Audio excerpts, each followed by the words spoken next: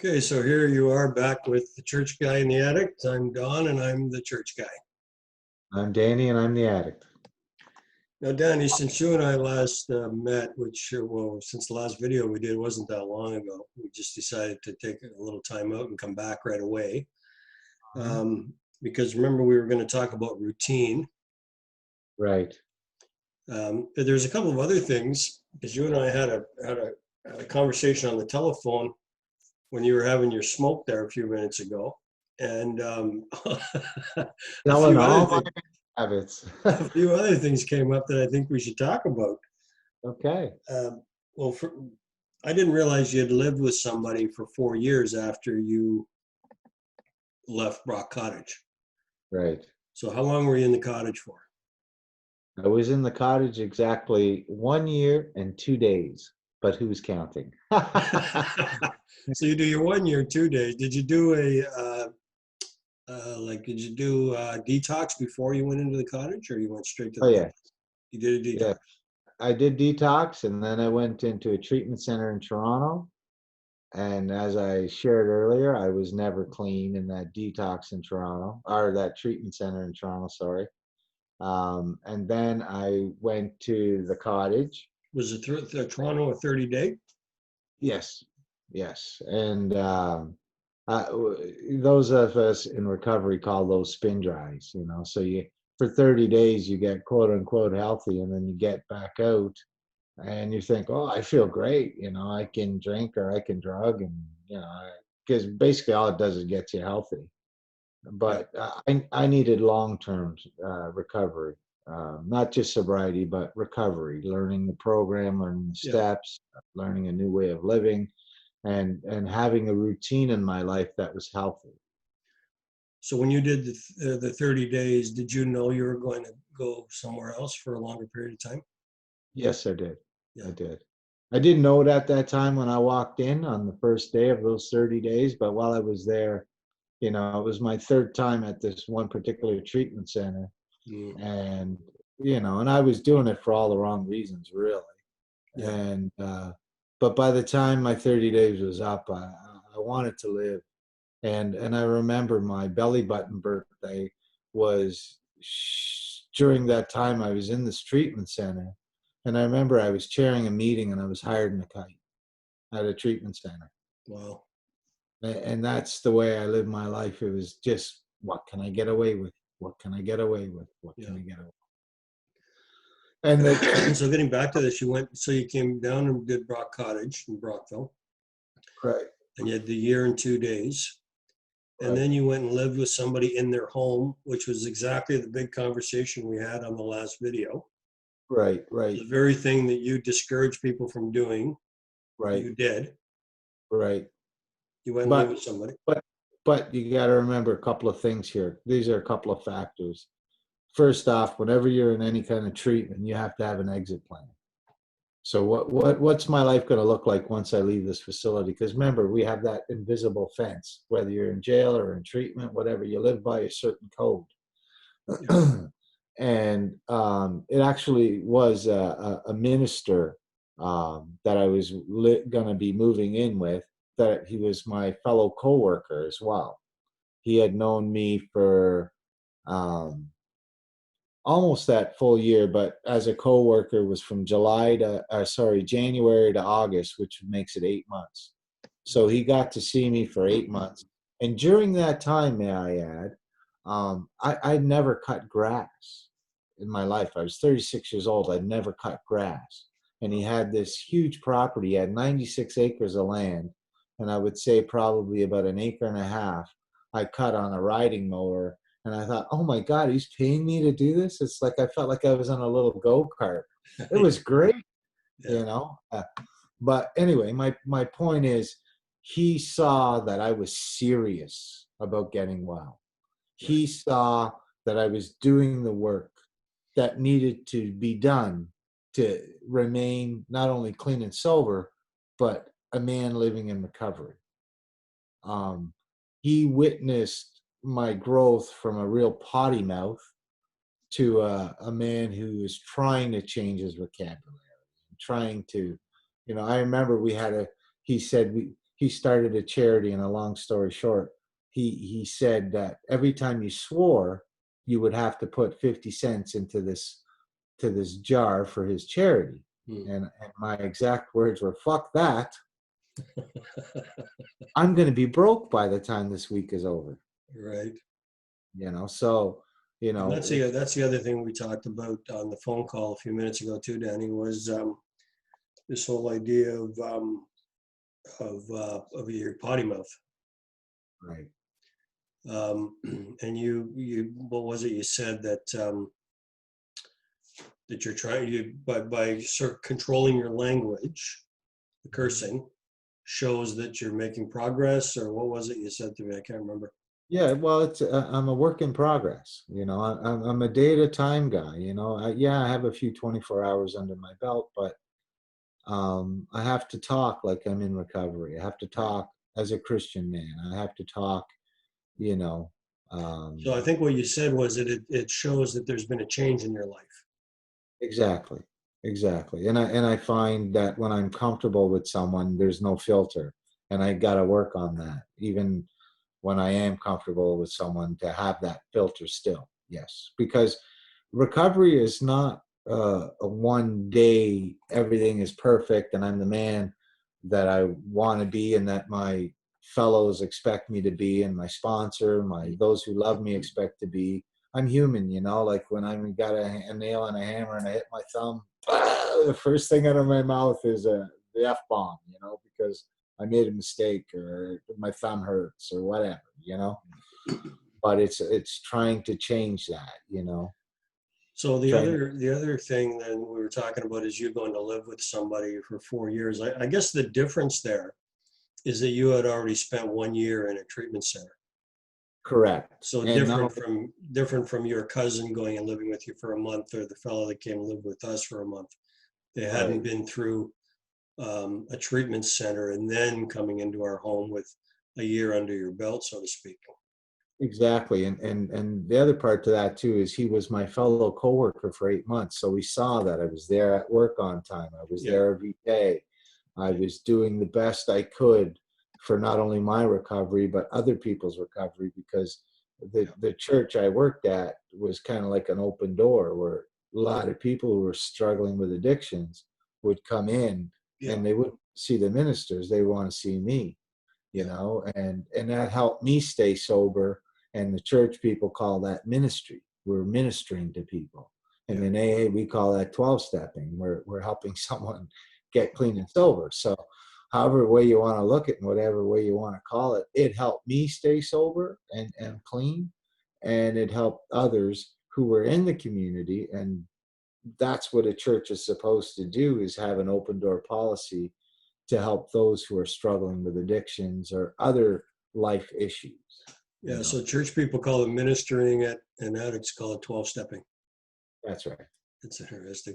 Now, the other thing was that, and this has always been a question of mine. In fact, you and I have had conversations about it. Is when I'm in the presence of an alcoholic or an addict, um, can I have a glass of wine? Um, well, in our big book, it tells us that Big we book can of go to, Alcoholics Anonymous. right. It tells us that we can go to establishments that have alcohol. We can go to weddings. We can go to our neighbors. But I would suggest that if you're new in recovery, to stay away from those places. Like even now with the more than a few years of 24 hours that I have, I go out of my way to not go to places that serve alcohol. Now, mind you, if Don and myself have been out many times for dinner, and we've been in establishments that serve alcohol, and I'm okay with it. But when I was new in recovery, something as simple as, let's say, a beer can Hmm. was a trigger for me, and I would get all, and so it was in a place I wanted to be, and as well as I've been just recently to an all-inclusive place that served alcohol, and because it's all inclusive, and I would leave a note for them to please not put alcohol in my fridge, be it beer or wine or whatever. Mm. And that was a way of protecting myself. So yeah, the world is still going to drink. The world is still going to drug, and I understand that, and I know that, especially now with pot being legal and what have you. But I tend to shy away from those places. I make it I've been to many weddings, so I know alcohol is going to be served at these functions.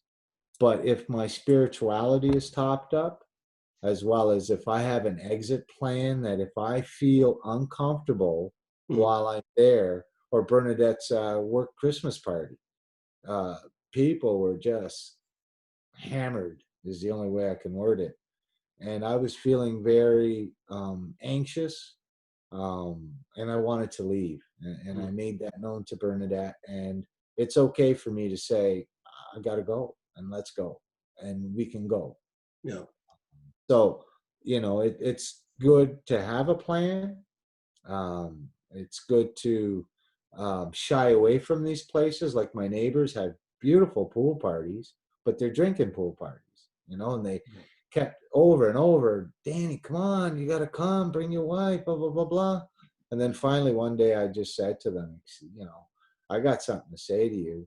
And because they were like, Danny, what, my beer's no good or what? Like, what's the problem here? You don't like us? Are we not good enough for you or what? And I said, well, I got something to share with you. And, I don't share this with everybody because I don't advertise on recovery, because it's an anonymous program, obviously. But I said to him, I'm an addict and an alcoholic, and I'm living in recovery. So your parties look like they're a lot of fun, but it wouldn't be for a guy like me. And Mm.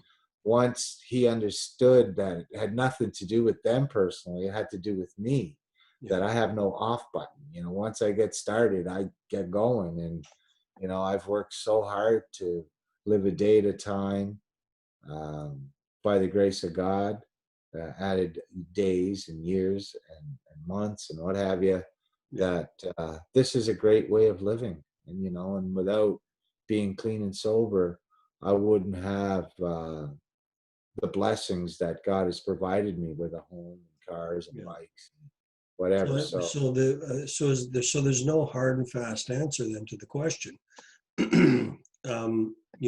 When you come over, should I'm obviously not going to offer you a drink. Can I right. have a glass of wine in your presence? Do I ask your permission? Like I'm asking for all the church people of the world. Do Well, we? I think out of respect, you would say, hey, Dan, if I had a glass of wine with dinner, would that bother you? Right. And some people would say, you know, no, but if it really did bother them, you could probably tell by looking in their eyes, because it's pretty obvious that, the eyes are the windows to the soul, right? Yeah. And to me, when I said I was living with that minister, he liked a glass of wine during dinner. He wasn't an alcoholic, but Yeah. he enjoyed a glass of wine when with chicken or whatever, steak or whatever we were eating that day. And I have no problem with it, with people having a glass or maybe two, whatever. But when they drink alcoholically, then I have a problem with it, because I got this little gerbil in my head saying, oh, poor Danny can't have a drink too, and blah, blah, blah. And that's just me, right? Everybody's different. But um, I So did you share, said something. You said something interesting. You said drinking alcoholically. right. That's one So, after. so you know the difference. Like the Christmas party you were at, they were loaded. Falling off their chairs, Don. It was horrendous. Falling out of cabs. I mean, it was bad. Even one girl was in the hospital, in the what do you call it, the bathroom, vomiting so much they had to call the ambulance. Wow. It was just a really not a good place for me to be at and to witness this. Yeah. And it made it easy for me to stay sober that night. Yes, it did. But I just felt very uncomfortable. I needed to get out. And so for the relationship you had in that home for 4 years, he could have his glass of wine there was an understanding and you were okay with it, even though you were fairly new in your recovery. You're a year clean and sober. Or Yeah, but longer. I didn't like wine anyway. Wine was not my taste, if you will. I would sooner drink aftershave than I would drink wine, you know. But anyway, You weren't a wine drinker to start with. So I think there was a question about beer though in his house. Was there? right, right. There, he did have beer in his house. Excuse me. And I remember cutting the grass one day, and I came in to grab a soda, and I saw these 6 beers, and they were cold, and they were sweating, and they were like just calling me. And but anyway, I didn't drink them, and I did express to him, please, could you either drink them or give them away or whatever. But that's something that I really enjoyed drinking, was beer and liquor and what have you. But he understood fully, because he wasn't really a beer drinker himself. He'd have that. He had the 6 pack there for people who drop by on a nice warm day like it is today, and Yeah. offered them a beer if they wanted a beer. He was a very thoughtful man, and that's why he had the beer there, was for other people, not for himself, you know. Mm. But he was cool with me just saying please, you know, like. But he understood, and that's the thing. See, when you're living in recovery, you're not weak to say that that bothers me, you know. And a lot of people who in recovery are, and even church people, are people pleasers, you know. We call that a defect of character.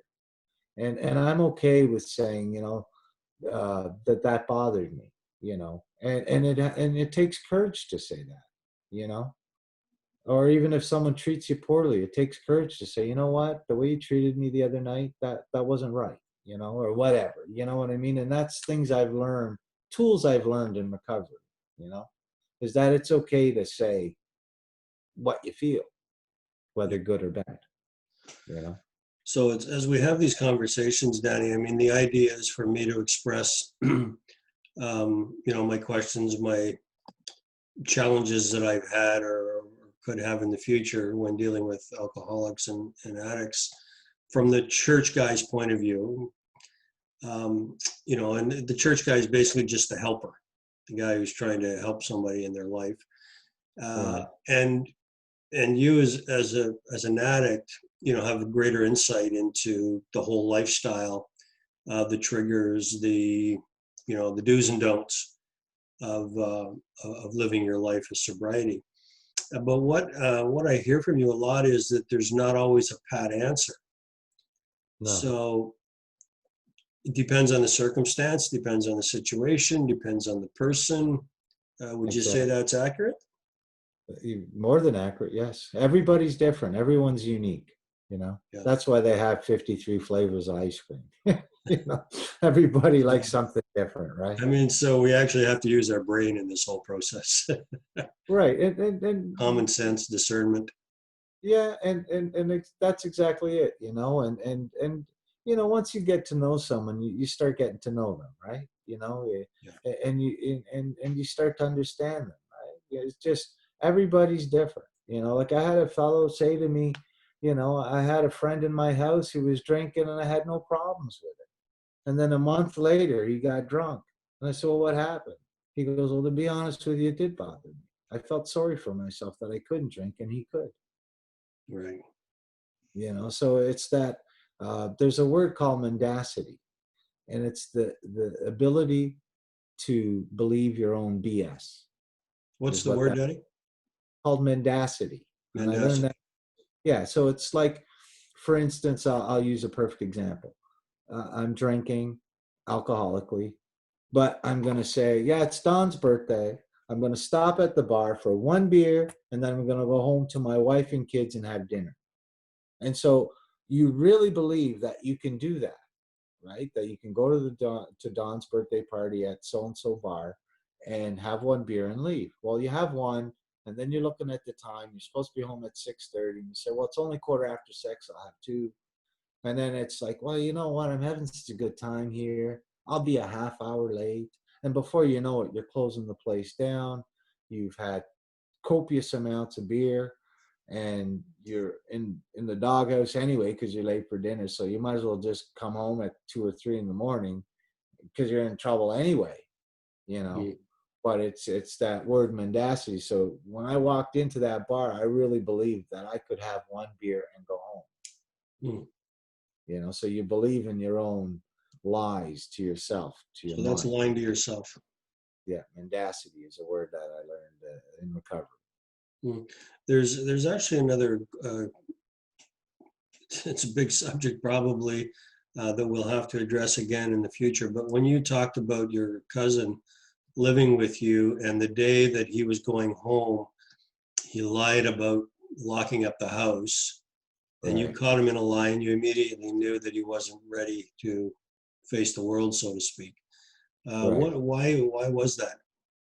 I mean, he told Well, a lie basically. I don't know why he did it, but you caught him. well, well, in recovery, we live by the word how, and the acronym for how is honesty, open-mindedness, and willingness.